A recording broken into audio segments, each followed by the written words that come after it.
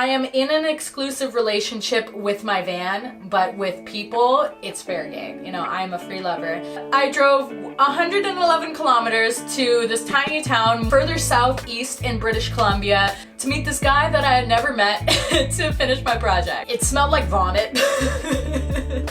It was super gross because it just spilled all at the bottom of my kitchen cabinetry. But even so, I was enjoying myself a lot. I had a lot of fun, and I think a lot of the reason for that was because of the mentality that I went into during that project. Like, instead of feeling overwhelmed and discouraged and confused about all these projects that I had to do that I had no skill or experience with, I decided to frame this experience as a learning opportunity and a way to gain new skills and do things that I've never tried before. So I decided to have fun no matter what.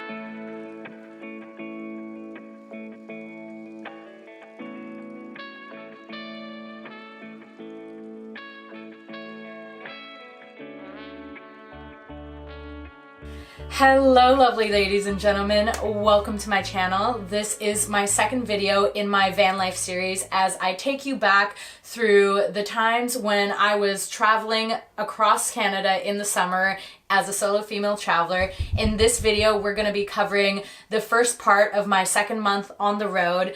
I just made it into British Columbia at this time, and I'm traveling across the southeastern portion, visiting these cool small towns in the Kootenays. We're gonna be talking about all the times that I got laid and the shit that broke and the infections that I dealt with and all the other interesting things that happen when you are traveling by yourself on the road. I'm gonna start off this video on July 1st, 2020, Canada Day. I get a text from my mom first thing in the morning being like, "Happy Canada Day. It is 40 degrees and humid here in Southern Ontario, where I'm originally from. We are absolutely dying in this heat. I hope that you are enjoying yourself out there." And so here I am across the country on the west coast in British Columbia. I'm camping out in the woods in the Rockies near this place called Wapta Falls, and the weather could not be any different. Like, it is a cloudy day and pissing rain the entire time, and it's the kind of rain that falls down in a fine mist. It almost reminds me of being like a vegetable sprayed in the grocery store, you know? It just coats every square inch of surface, and it chills you to the bone. So it wasn't a very comfortable environment to be in, but honestly I didn't mind it one bit because I was just hanging out in my van, getting laid by this other dirtbag traveler that I met in the laundromat in Canmore, and that was an interesting experience. My bed space is quite short, both in length and in height, because there are like cubbies on either side. So it is quite a tight space, but let me tell you, you can still make it work. You gotta get a little creative, but I find it a lot more intimate and fun getting laid in the van. So the next morning we go our separate ways, and I head to my next destination, which is a little ski town a couple of hours northeast called Revelstoke. Now, I didn't spend that much time in Revelstoke. It was just a stopover so that I can refuel on water and food and do my laundry. But I remember when I was camping a little bit outside of town by the river across the dam, by this place called Moses Waterfall, I was taking a quick scan of myself, and I realized that I had multiple weird infections going on. Like, the ring finger on my left hand had swollen to like 1.5 times the size, its normal size, and that was because I bit a hangnail like 3 weeks before that while I was camping in Kananaskis in Alberta, and I guess because of my poor hygiene, it just ballooned up and did not go away for a while. I was actually like starting to get a little bit worried, but you know, I was really proud of just seeing how well my body responded after just a little bit of antibiotics, and things just kind of equalized after that. It popped twice, and the amount of pus that came out of there was disgusting in the most glorious kind of way, but I enjoyed it both times because I am someone who loves picking pimples. So I didn't mind that. But then I also noticed that my belly button was like red and scaly and kind of itchy, so I was also dealing with an infection there. So yeah, I was really living my dirty hippie fantasy at that time. You know, I was perhaps showering once or twice a week if I got lucky, but for the most part I was using biodegradable wet wipes. My body was definitely a bit in shock in the first month and a half, just trying to acclimate to that kind of rustic lifestyle, but honestly after that it did pretty good at just like healing itself and keeping up with my adventures. So I'm really happy with that. A couple of days after I left Revelstoke, I headed to one of my favorite destinations during the entire trip. It was this small town in the Kootenays called Nelson. Now, I heard about Nelson during my first trip to BC last spring, but I was backpacking at that time, so I really was not able to get over there. It is a bit of a drive, but I heard really great things about that place. It's a small hippy dippy town full of just weird people and great culture. And once I finally got there, it definitely did not disappoint. Driving into town, it kind of gave me like a San Francisco vibe. The town itself has preserved a lot of its stonework and historic kind of buildings, and there are beautiful murals and art installations all across town. Out of all the places that I've visited in British Columbia, I think that Nelson truly has culture like no other. On that first day when I drove into town, I drove in late in the afternoon on like a Friday, so everything was basically closed and I didn't really know what to do. So I decided to camp 13 kilometers out of town up in the mountains for the weekend in this place called 6 Mile Lakes Recreation Site. Now I want to take a moment to talk about recreation sites and Forest Service roads, because if you are a van lifer interested in traveling across BC, definitely look into camping in recreation sites and Forest Service roads, because they are free and some of the most beautiful natural places you could ever visit. It's definitely considered backcountry camping and quite rustic.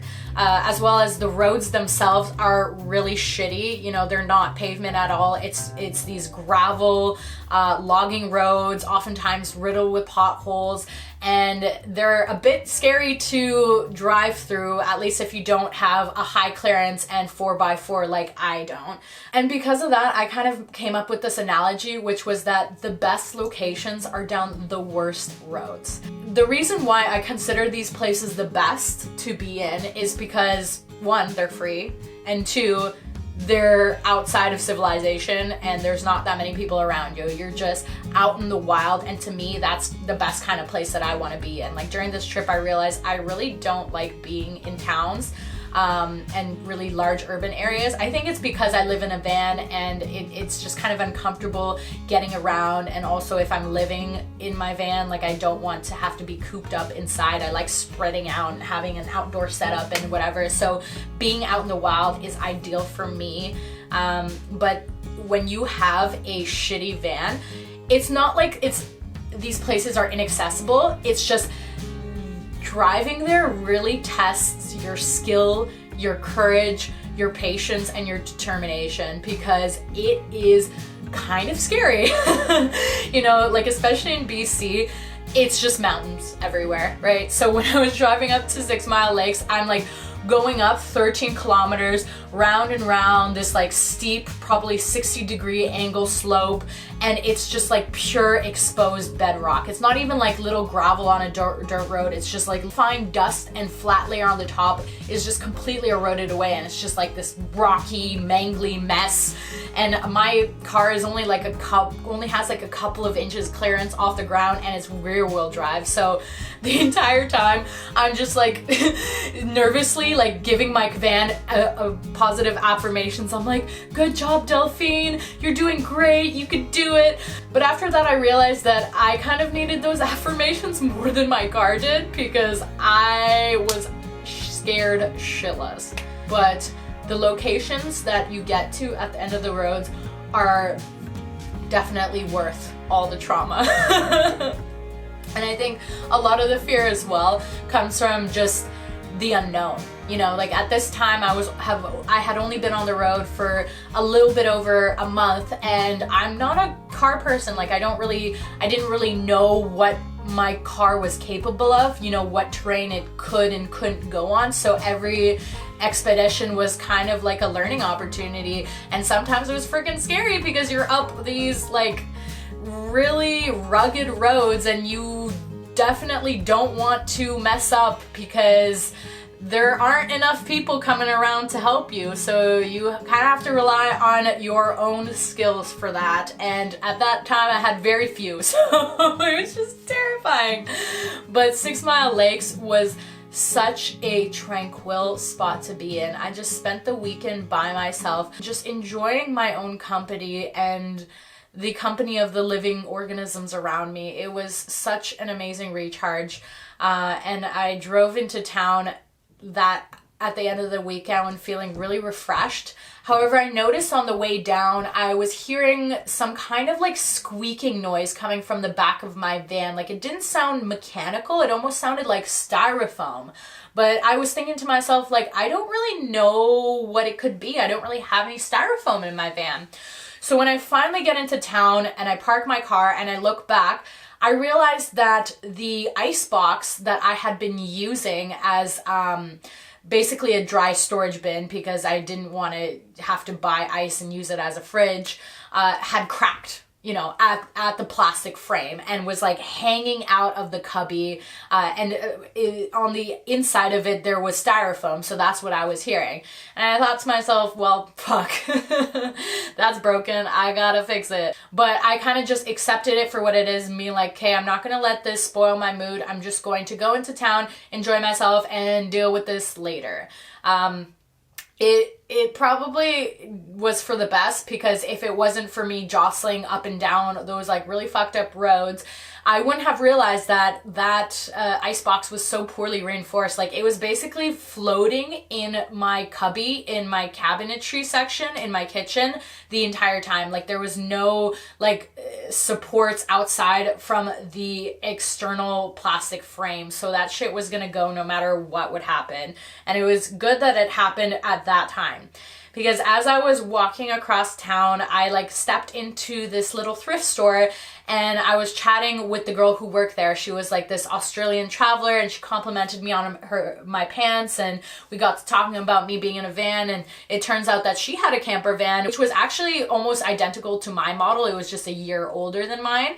And so we really hit it off. I asked her like what kind of places I should check out while I'm in town for the next couple of days. She told me about Red Sands Beach, which is the local nude beach. Now, I have never been to a nude beach before, but I thought to myself, when in Rome, or Nelson in this case, you do as the Nelsons do. So I headed there next, and she actually mentioned how her shift was ending in a couple of hours and she was planning to go there too. So we decided to meet up, and within a couple of hours of first encountering the stranger, we are hanging together with our titties out. So safe to say we bonded very quickly. She invited me back to her place for a shower because she knew what it's like being a dirtbag traveler on the road. And I ended up staying for an entire week. Unexpectedly. Now, that was very unplanned, but I'm really grateful with how cool she was with that whole situation.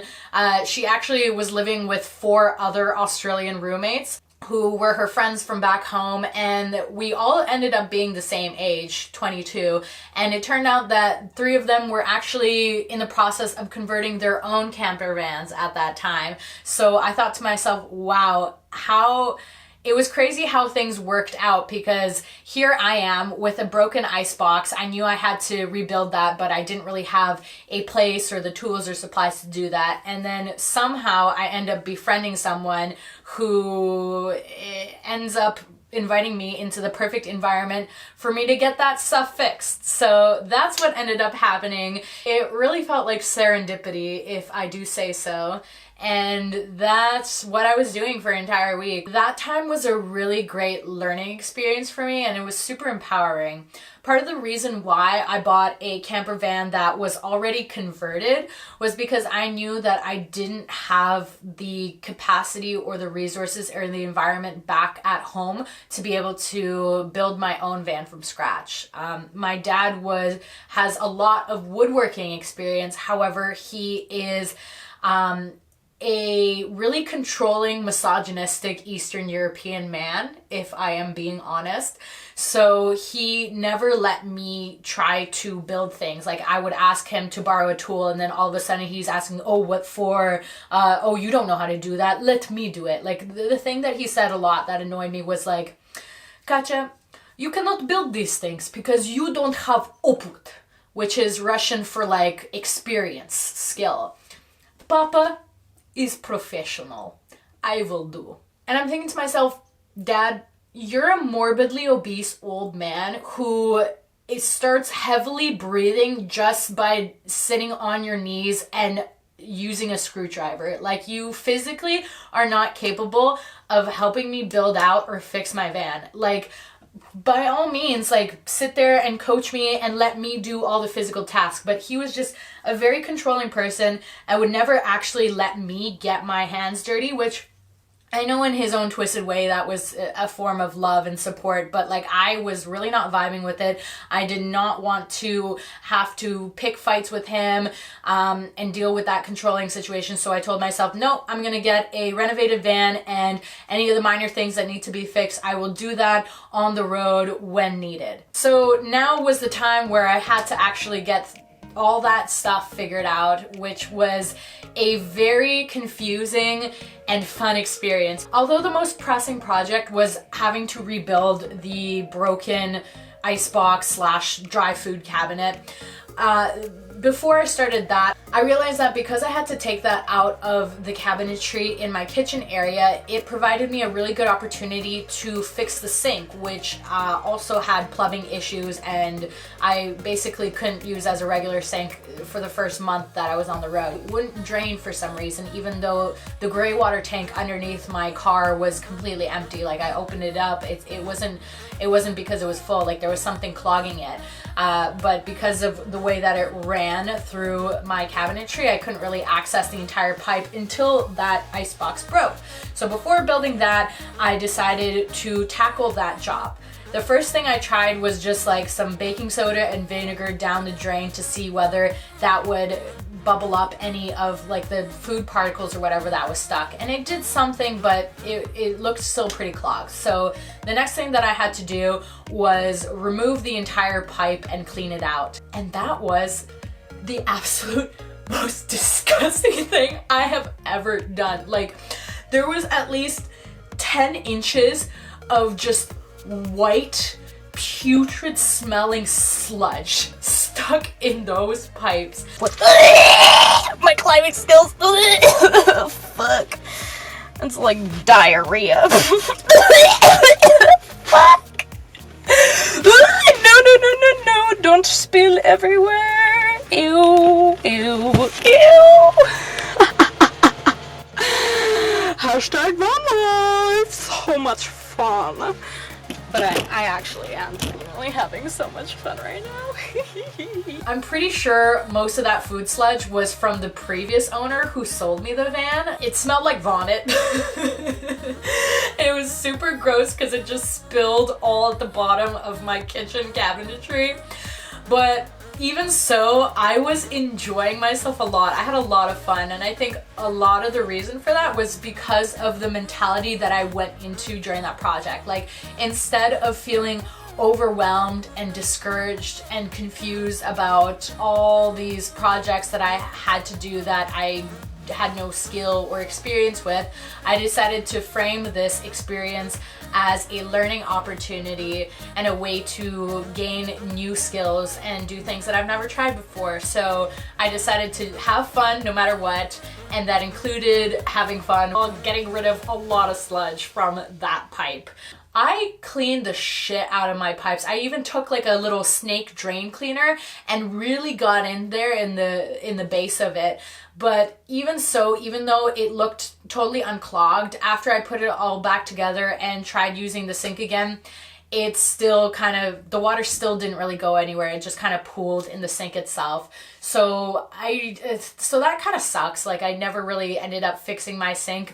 I believe the issue is within the actual gray water tank underneath the car itself, or in the connection piece. There's a tiny little piece that was running from like the bottom of my van to the underneath gray water tank that I tried to get through with a snake, but it seems like something is either blocked there or whatever. I did the best that I could within what I was able to access. I'm not able to go underneath my van, so that project was kind of a bust, but I'm glad that I did that. Then it was time to tackle the cabinetry, and that was a very overwhelming experience in multiple regards because I had never used a power tool before, and I had to use a circular saw to cut up these pieces of wood, which freaking terrified me at the beginning. I did not know what I was doing, but I felt really empowered and inspired to be around the people that I was around at that time, like the other Australian people my age that were, you know, also in the same boat. They were renovating their vans. None of them had any prior building experience, but they were just figuring shit out, and they looked like they knew what they were doing. So I thought to myself, if they could do that, then I could too. You know, they were there to give me some like logistical support and trying to figure out what to do, but like I was the one who got my hands dirty and did all of the building, so I'm really glad that I had that opportunity.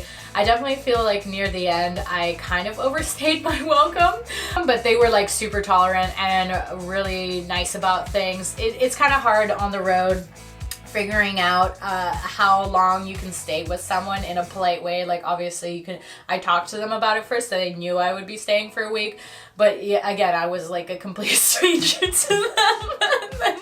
And then one of their roommates brought me home for a shower, and I ended up being there for a lot longer than expected, but it was necessary and a really fun time. I wasn't able to finish my project before my time was up at that place. But luckily at that time when I was in Nelson, I was on Tinder, and I was talking to this one really cool guy who lived like 111 kilometers away in this little town called Cranbrook. And I was telling him how I wasn't, you know, I was stressed about not being able to finish my building project in my van and feeling like I was overstaying my welcome. So he offered to let me come and stay with him for a couple of days and finish the project. And so that's what I did. I drove 111 kilometers to this tiny town further southeast in British Columbia to meet this guy that I had never met to finish my project. My dating life in the van in British Columbia definitely was very unconventional, but I thought to myself, I'm a pretty unconventional and alternative person, so it just seems to work. And yeah, that's what I did. By the time that I got to Cranbrook, and I spent 4 days there with, again, someone I had never met before, but luckily he didn't end up being a creep. He was also my age, and he was really cool. It was also nice meeting another young person who just was getting their shit together, you know, just adulting and owning property and doing things that you wouldn't expect someone our age to do. So by the time I was there, I was feeling a lot more comfortable with power tools, and I knew what I was doing. Like, don't get me wrong, carpentry is a skill in and of itself, but it doesn't take that much experience to figure out how to build a box with shelves and a door. So that's what I ended up doing without ever watching a YouTube video tutorial or whatever. Don't get me wrong, it's a pretty shitty box. Someone could probably do it a lot better if they had prior handyman experience. But you know what? I'm happy with it. It does what it has to do. So that's all you could ever ask for, right? And at that time, I also decided to build like a little storage box for my fridge in the empty open cubby space that I had, just so that I don't have to deal with having to constantly move it into the middle of my walkway whenever I'm driving. It can just be in that space without falling. I can house all my other supply. And if my 20-liter water jug ever falls again, it won't fuck up the fridge again. So the Tinder guy helped me finish that project up. I was really hustling to get it done. And it felt really great at the end to have a fully built out van, knowing that I actually took part in constructing some of it. So after those building projects were done, I ended up going camping with the guy, and for the most part, at the beginning, we were really vibing, you know, very flirtatious and stuff like that. But once we actually went camping and slept together, I realized that he was a really shitty lover. Which to me, bad sex is a trigger. It just reminds me of my first dating experiences when I didn't know what I was doing and I didn't know who I was, so it was wasting my time with people who just kind of wanted me for my body. And I know that wasn't the case in this regard, but like it was kind of triggering those same thought spirals of like, oh, like men are trash, like no one can satisfy me, like this sucks. But I had to like just kind of stop myself in that moment, being like, okay, yeah, you guys didn't connect sexually, but he is still a really lovely human being. Like you're literally a stranger, and he let you stay at his place for like 4 days and helped you with this project. And even like after we slept together, he was like still pretty nice. I just kind of let go of that and reminded myself that this is no indication of what is to come, and this isn't going to be a pattern that's going to be repeated in my life. It's just sometimes you don't mesh well together with people physically, and that's all right. And I'm really glad that I let go of that experience with that mindset, because like right after that, I attracted exactly the kind of sexual experience I wanted to. I ended up driving back into Nelson 4 days after I left, because I had booked a session to get tattoos from this really amazing artist in town. And then afterwards I was talking to another guy on Tinder who was from a town 40 minutes west of Nelson called Castlegar. So again, I drove over to visit this guy I had never met, and we went camping and just kind of made love underneath the stars all night up until dawn, which was pretty great.